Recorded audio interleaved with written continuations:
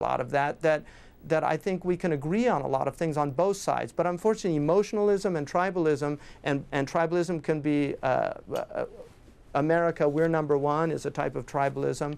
I think Beni Islam, the idea that my tribe right or wrong, Muslims are always right, Kafirs are always wrong. These type of attitudes, which I define as melodramatic, are very problematic in a world that's becoming increasingly interdependent. So we really need to start attempting, to the best of our ability, to transcend some of these attitudes. Now, Sheikh Hamza, I just have 1 minute now. You mentioned the protest on the February the 13th in Orange County. When you have people just coming out, there's a charity group, Muslim charity group, doing work there, and you get a protest that's anti-Muslim. Just in less than a minute, how do you engage with people like that, where there seems to be a blind hatred and prejudice? Well, I think, you know, to be fair to these people, they're frightened. One of the speakers apparently was known for some extreme statements, and I think they have YouTube. That's on the YouTube, even though that was not what that charity fundraiser was about. But I think people are scared. A lot of people left that protest when they started getting aggressive in their verbal abuse of the people. There were children present, things like that. So a lot of the people just left, and it was down to a few hundred people. But I think it's important for Muslims to acknowledge, in the same way I think it's important for Americans to acknowledge a lot of the pain of Muslims, I think it's important for Muslims in the United States to acknowledge a lot of the fear that many Americans have. Well, Sheikh Hamza, I'm sorry we have no more time, but thank you so much for your contribution to the show today. Okay, well, thank you, Riz. All the best to you. Thank you very much. And thank you for being with us too with your questions. Remember, you can follow the show on Facebook, see what we're up to there. You can give us your feedback on topics and post your questions and comments. On the next Riz Khan show, a close-up look at the Libya uprising. Celebrated and controversial French philosopher Bernard-Henri Lévy has just returned from Libya and joins us to share his experience. Make sure you tune in for that. From me and the team, we'll see you next time.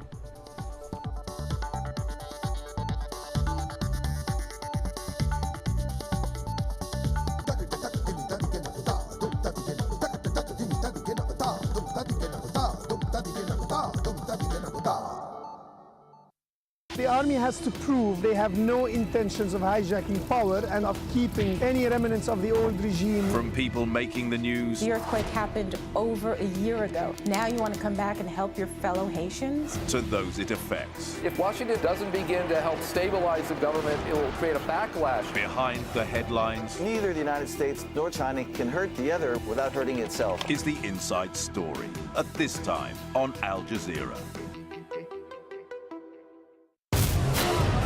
A new world driven by new media. This is a very peculiar moment in media history. Analyzing the media's role in shaping modern history. The Listening Post, at this time on Al Jazeera. Interest rate cut in the United States gave Shanghai... From the world to your phone.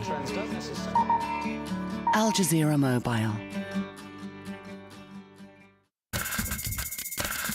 Without context, words can lose their meaning. Al Jazeera's coverage of the Israeli-Palestinian divide makes a complicated story easier to understand. Al Jazeera, every angle, every side.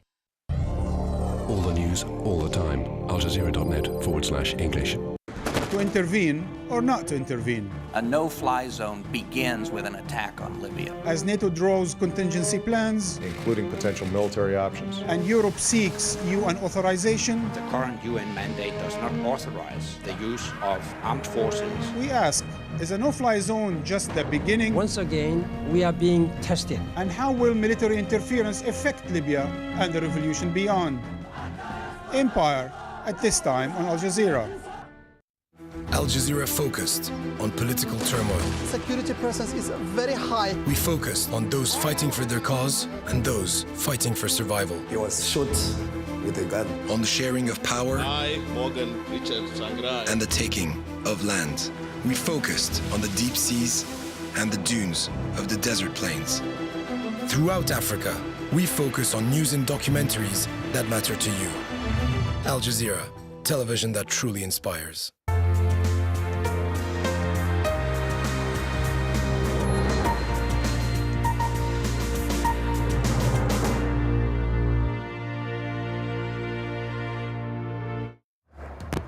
The fight for Libya. Gaddafi's forces renew their airstrikes against rebels near Ras Lanuf.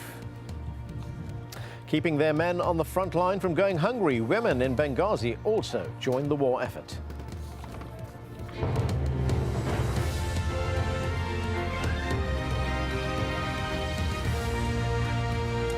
I'm Anand Naidu. You're watching Al Jazeera live from Doha. Also on the program, Yemen's president promises a political shake-up, which is immediately rejected as not enough by the opposition. Nobel Peace Prize winner Mohammed El-Baradei says he'll run in Egypt's presidential election. And giving up his political role, the Dalai Lama says it's time for a replacement to step in.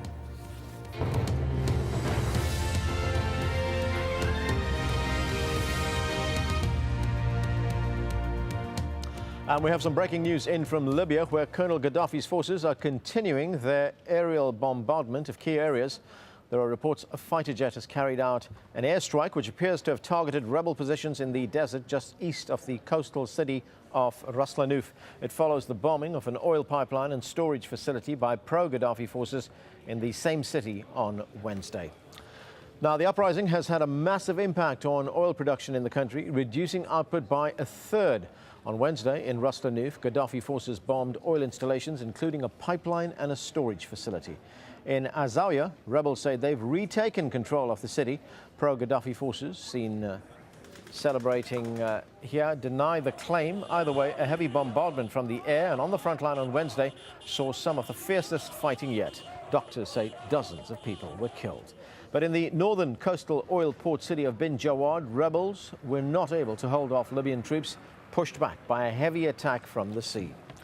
Al Jazeera's Jackie Rowland is watching events on the ground from AlJazeera, but she was near Ras Lanuf when those attacks on the oil installations happened on Wednesday. This was some of the most sustained aerial bombardment that we'd witnessed over the last couple of weeks of this uprising. Gaddafi bombers not just coming in to make isolated strikes, but rather circling overhead for sustained periods of time and bombing a number of sites, and very close to each other at that as well. There have been questions raised about what exactly is the tactic of the pro-Gaddafi forces. We know that they have aircraft.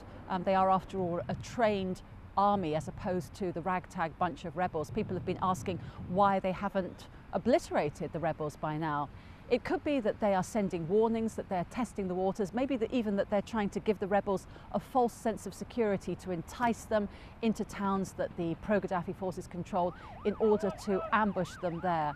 We have to also bear in mind that over the last 24, 36 hours, Gaddafi's government has been sending envoys out to the Arab world and to Europe as well. So we have to look at the bigger picture, but it is quite clear that the Gaddafi forces are not going to allow the rebels to venture as far west as to be able to threaten Gaddafi's hometown and the important military base in the city of Sirte. Now, Russia has announced it will ban all weapons sales to Libya, suspending its contracts with the government there. Colonel